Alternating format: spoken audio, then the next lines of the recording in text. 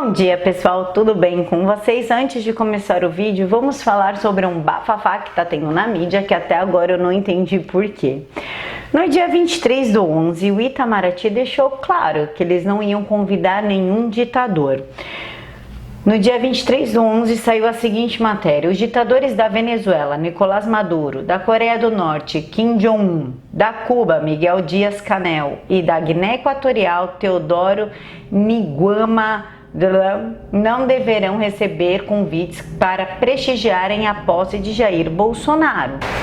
Vamos falar sobre o perigo do Rodrigo Maia assumir a presidência da Câmara dos Deputados de novo. Em janeiro, Jair Bolsonaro assume a presidência. Paulo Guedes, liberal, será o ministro da Economia. Juntos, eles pretendem recuperar o país com a abertura do mercado internacional, venda de patrimônio paralisado, privatizações calculadas, relaxamento de carga tributária, desburocratização para empreendedores, austeridade fiscais, entre outras propostas que quase tudo tem para dar certo. Sim, quase tudo. O que provavelmente eles não contavam é com elemento humano. Isso pode ser feito, mas eles estão no poder executivo e o Brasil possui 3 poderes. Em fevereiro próximo acontecem as eleições para a presidência da Câmara dos Deputados e do Senado. Na Câmara, entre vários candidatos, está Rodrigo Maia. Para entender o perigo deste nome para o país, precisamos antes entender o básico do problema das finanças brasileiras. A realidade é que nós estamos sem dinheiro. A situação do Brasil é caótica. O Brasil paga mensalmente uma soma aproximada de 1.387 bilhões para servidores públicos, saúde, segurança, educação, previdência e outros. Os gastos com contratação de servidores públicos foi estabilizado.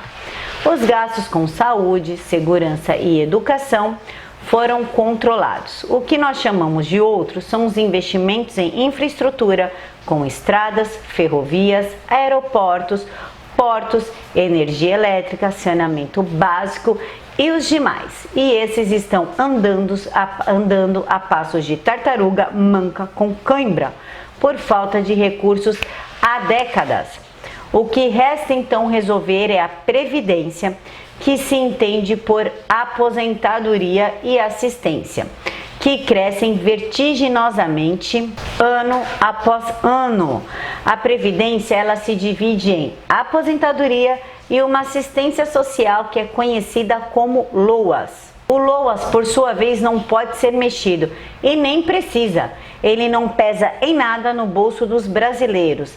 Trata-se de uma espécie de salário pago àqueles que ganham comprovadamente menos que um salário mínimo e que são deficientes físicos e não possuem familiares em condições de ajudá-los. O problema da Previdência todo recai sobre a aposentadoria, que por sua vez cresce mês após mês.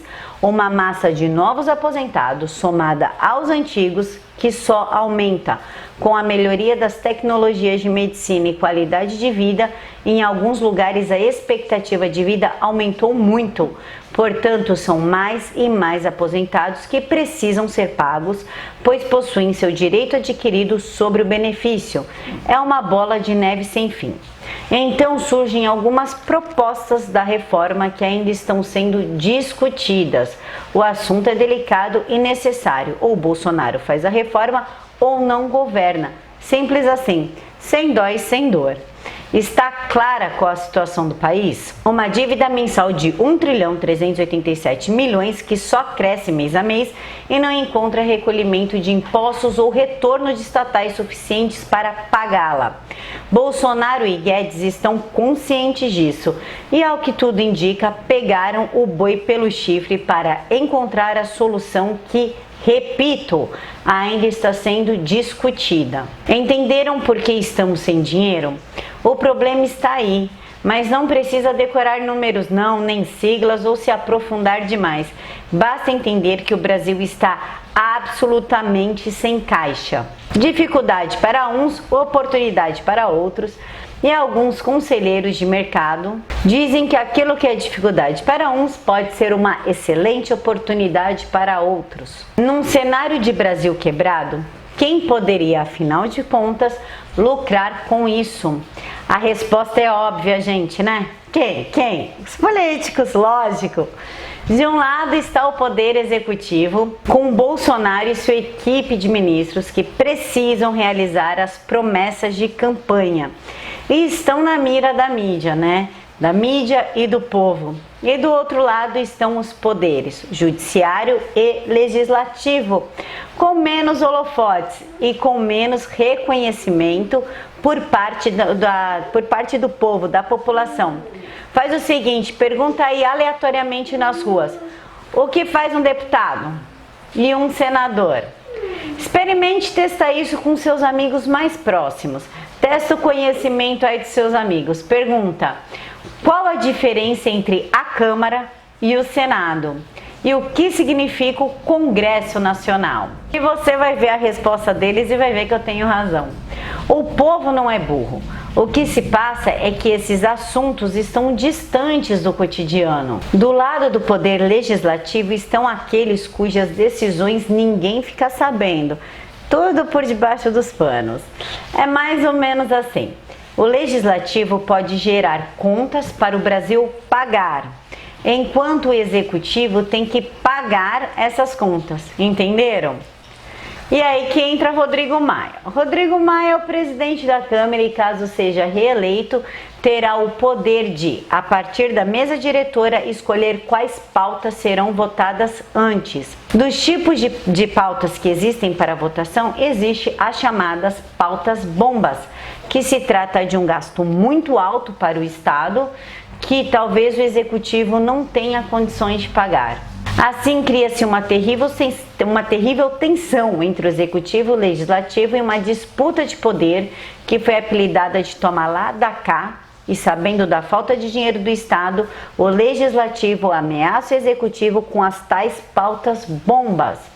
Um levantamento essa semana revelou algumas pautas bombas que poderão ser utilizadas por Maia caso ele seja reeleito para ameaçar o governo do Jair Bolsonaro.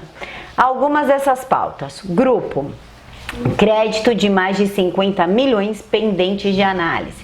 Tem uma PLN que concede um crédito suplementar de mais de 390 milhões para a Presidência da República, ministérios, controladoria e permite diversas operações de crédito. Tem a PLN de 9 bilhões para a Previdência Social.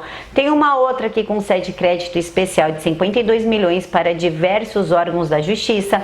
Tem outra de 140 milhões ao Ministério da Defesa, para a Força Aérea Brasileira. Tem uma outra PLN de 9 bilhões para a Previdência Social. Tem uma outra que concede um crédito suplementar de 435 milhões a 5 ministérios, entre eles Justiça e Segurança. A PNL, que abre um crédito suplementar a diversas companhias de docas do Brasil. Ceará, Espírito Santo, Bahia, São Paulo, Rio de Janeiro e Rio Grande do Norte. O valor é de 63 milhões. Tem uma outra PLN que concede um crédito suplementar de 240 milhões que destina esse valor ao investimento em empresas estatais. Tem uma outra também que, por sua vez, destina um crédito suplementar de 1 bilhão para previdências, ministérios e empréstimos. Tá, gente, tem mais. Tem uma outra que concede 100 milhões em crédito especial à empresa gerencial de projetos navais, que é a Engeprom. Também tem uma outra, que é o maior valor desse grupo todo, pois concede 5 bilhões e 300 milhões para empréstimos de diversos órgãos do governo.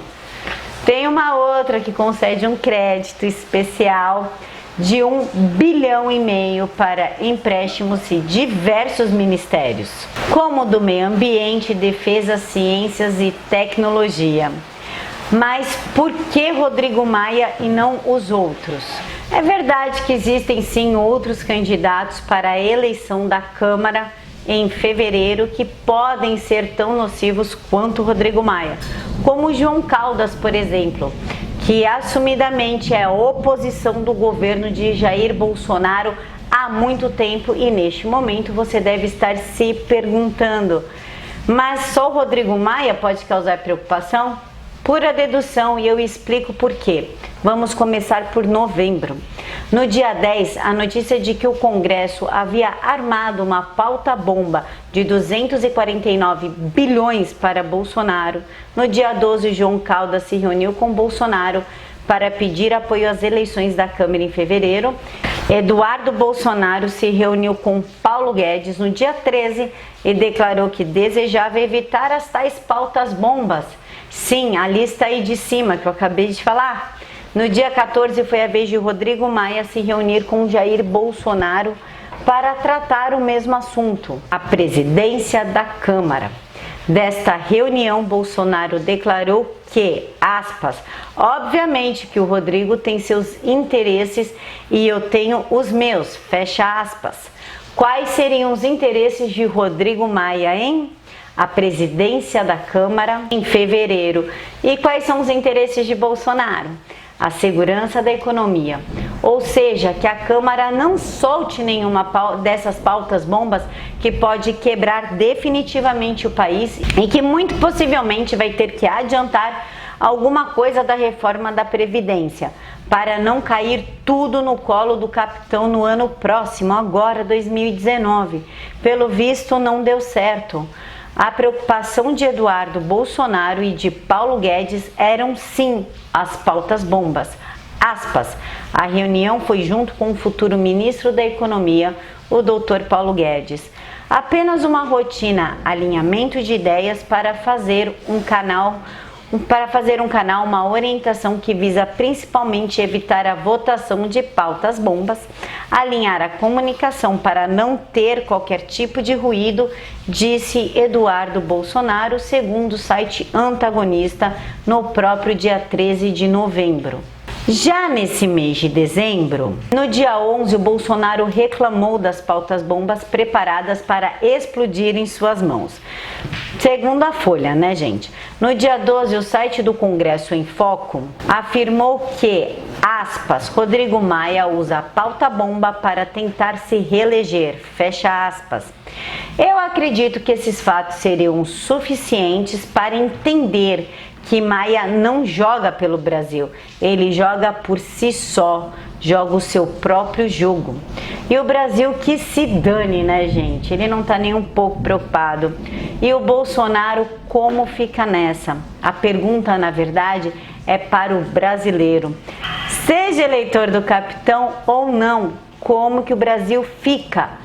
Fica da seguinte maneira, gente: se uma dessas pautas bombas passar na Câmara, for aprovada e após processo burocrático o Estado contrair mais dívidas, Bolsonaro terá apenas duas opções: não pagar o gasto gerado, ocasionando greves e paralisações, escândalos midiáticos e a mídia em cima dele, a população em cima dele, ou, para pagar os gastos gerados, cometer as famosas pedaladas fiscais, e isso obviamente o tornaria alvo de impeachment.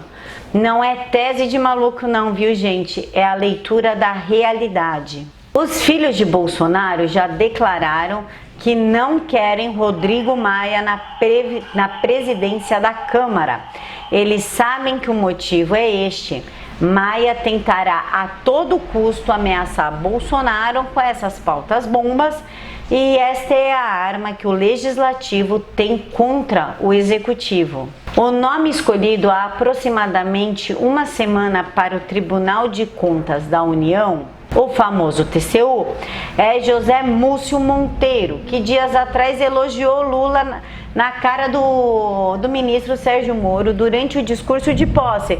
E não se tratou de um discurso formal não, viu, gente? Mas foi um agradecimento de coração, de alma, segundo as próprias palavras dele mesmo. O que isso significa dizer? Significa que o nome escolhido para fiscalizar as contas da gestão do Bolsonaro é um declarado fã do Lula, o Lula livre. E eu não disse que o Múcio é do DEM, né? Que é o mesmo partido do Rodrigo Maia. Te disse? Se não disse, está dito. Ele se filiou ao DEM em 2007 e o Maia também. Apesar que hoje a política é suprapartidária, ou seja, tem gente de esquerda em partido de direita e tem gente de direita em partido de esquerda. Aquelas siglas já não significam muita coisa não. E ninguém ligando tanto para se o partido é de esquerda ou é de direita. E além do descompromisso ideológico de direita e esquerda, existe um outro tipo de político ainda, o político profissional. É um personagem que não é nem de direita e nem de esquerda. Ele é apenas um sujeito que viu na política um meio para enriquecer e enriquecer muito, ficar muito rico. Seja como for, lá está o candidato à presidência da Câmara, que pode travar o Brasil e causar o impeachment do nosso presidente Jair Bolsonaro e ao seu lado o sujeito que fiscaliza as contas no TCU, com declarações de amor ao presidiário mais famoso de Curitiba. Ah, não se esqueçam que para dar o aumento do STF, que custará 6 bilhões para nós contribuintes, ficou acordado acabar com o auxílio moradia dos juízes. Vocês lembram disso? Mas no apagar das luzes, no fechar das cortinas, eles entraram com uma medida para que o auxílio seja mantido sim. Parafraseando o autor desse texto que eu falei para vocês, o Ricardo Roveran, do Terça Livre, cada um que tire as suas conclusões, mas eu tiro as minhas. Isso para mim é uma jogada do Rodrigo Maia para prejudicar o Bolsonaro, fazendo assim com que Bolsonaro sofra impeachment, a chapa seja cassada e ele, como sucessor do cargo, assuma. Não se esqueçam que Rodrigo Maia quis concorrer à presidência, mas acabou que não foi. Agora vamos falar sobre o PCC e sua caçada ao Coronel Telhada pela segunda vez. Mais 5 pessoas, entre eles o ex-secretário da Penitenciária. O Grupo de Atuação Especial e Combate ao Crime Organizado, que é o GAECO, descobriu que o primeiro comando da capital, PCC, tinha como alvos o Coronel Telhada, o secretário da Administração Penitenciária, Lorival Gomes, o ex-secretário da Segurança Pública, Antônio Ferreira Pinto, o promotor Lincoln Gaquiá e o coordenador dos presídios da região oeste do estado, Roberto Medina. O bilhete em código apreendido com mulheres de presos foi decifrado pela inteligência e mostra que a facção mobilizou pistoleiros. No documento enviado à Procuradoria-Geral, os promotores relataram que os núcleos do GAECO obtiveram com outras fontes informações sobre os planos para matar Lorival Gomes, que ocupa a pasta da administração da penitenciária desde 2009, e do deputado Coronel Telhada. Em 2010, o Telhada era comandante das Rondas Ostensivas Tobias de Aguiar, a Rota, quando o PCC tentou matá-lo. Os bandidos dispararam 11 tiros contra o Telhada, que conseguiu escapar. Na época, a tropa comandada por Telhada era responsável por algumas das principais ações contra a facção no estado. Não foi dessa vez que esse pessoal tenta matar o Telhada e não consegue. Mas agora vamos falar da reforma trabalhista. Essa reforma que os esquerdinhas são contra, que alguns juristas choram, mas ela deu super certo e está beneficiando os jovens. Ela criou mais empregos formais. O público mais beneficiado por essa nova regulamentação foram os jovens. Eles são mais afetados pelo desemprego, em parte porque quando entram no mercado de trabalho, não raro eles têm que conciliar o colégio e o emprego, e isso acaba prejudicando muito porque eles não tinham um modelo de contrato específico para eles. E também não havia nenhum incentivo para empregadores atenderem esse público específico, né? A reforma trabalhista, que é a Lei 13.467, completou um ano mês passado, teve início em novembro e foi o mais profundo conjunto de alterações já realizados nos dispositivos da Consolidação das Leis do Trabalho, que é a CLT, e representou uma das principais medidas tomadas pelo governo do quase ex-presidente da República, Michel Temer, e após um ano de experiência com a reforma, a aplicação jurídica de muitas das novas regras não foi imediatamente pacífica e a regulamentação de diversos trechos ainda não estão completas. Entretanto, é possível afirmar que a reforma vem tendo sucesso sim, e um sucesso verificável. A Marta Seiler destaca ainda que a retomada do emprego como um todo ainda depende da recuperação econômica do país, né? Precisa de uma recuperação mais robusta. A Seiler, que é da Casa Civil, pontua que a reforma procurou amenizar a legislação e as configurações modernas do mercado de trabalho para usufruir deste momento no futuro. Aspas para o que a Marta disse: para ter uma redução consistente do desemprego, tem que haver uma recuperação mais forte da economia. Consideramos que os caminhos abertos pela reforma e tudo que ela fez para aquecer o mercado, a legislação existente, elas vão ser muito importantes, mas para isso a economia de fato precisa aquecer.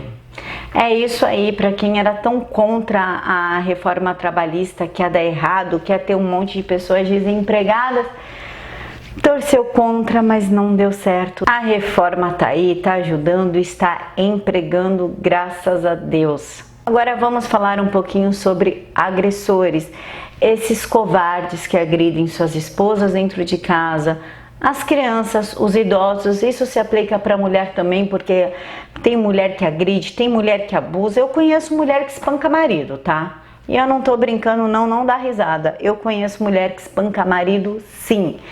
Então, para esses covardes que apelam para agressão, para quem não pode se defender, como crianças e idosos, ou para quem não quer se defender, porque a mulher espancar o marido é uma coisa. Se o marido se defender, aí a casa cai, né? Então, para esse tipo de gente covarde, agora eles terão que ressarcir o INSS de despesa com as vítimas de violência doméstica.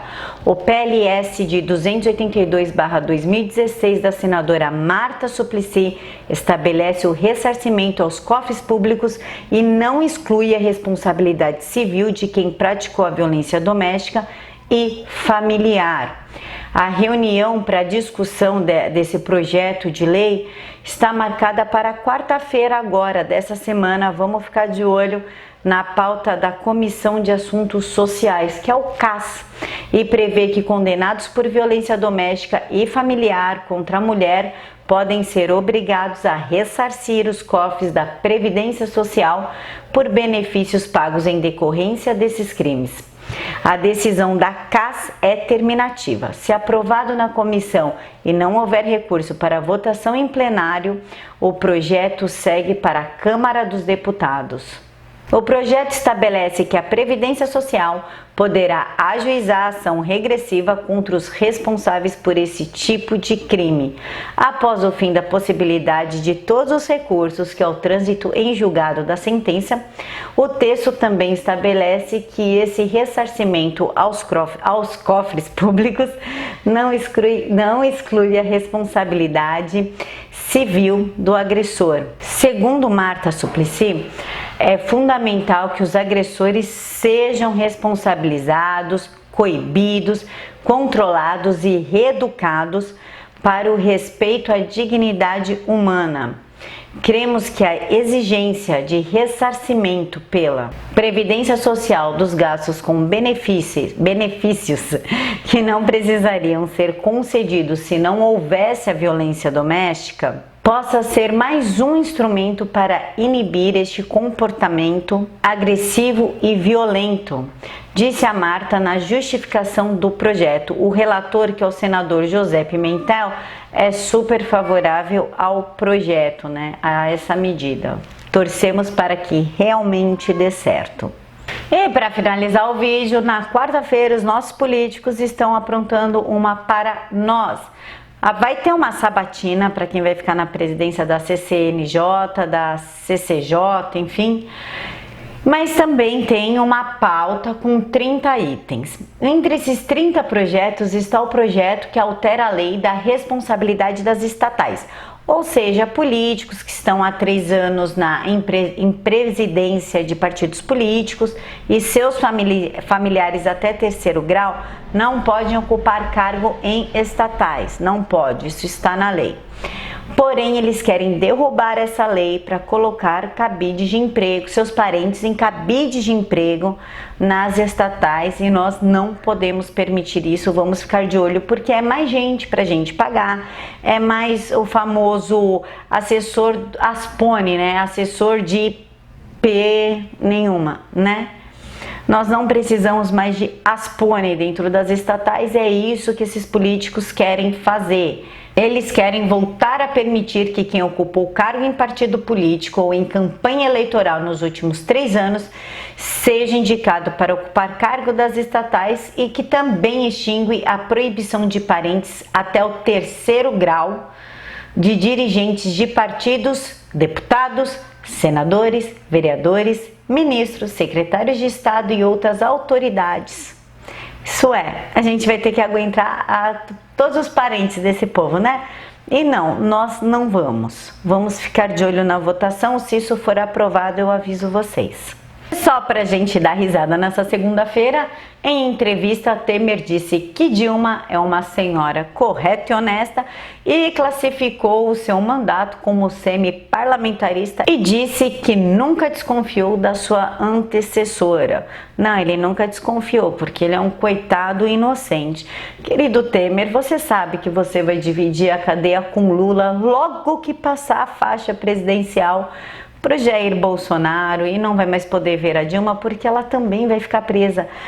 Tamanha é a certeza dela que ela vai ficar presa que outro dia aí, semana passada, ela teve que fazer um procedimento no coração de pânico. Ela teve uma crise de pânico ao saber que a declaração do Palocci, as delações premiadas do Palocci, vão colocar ela direto na cadeia, que ela foi lá pro Sírio-Libanês falar com o doutor Khalil, teve que fazer um cateterismo no coração, de tamanho nervoso que ela tá passando com essa certeza.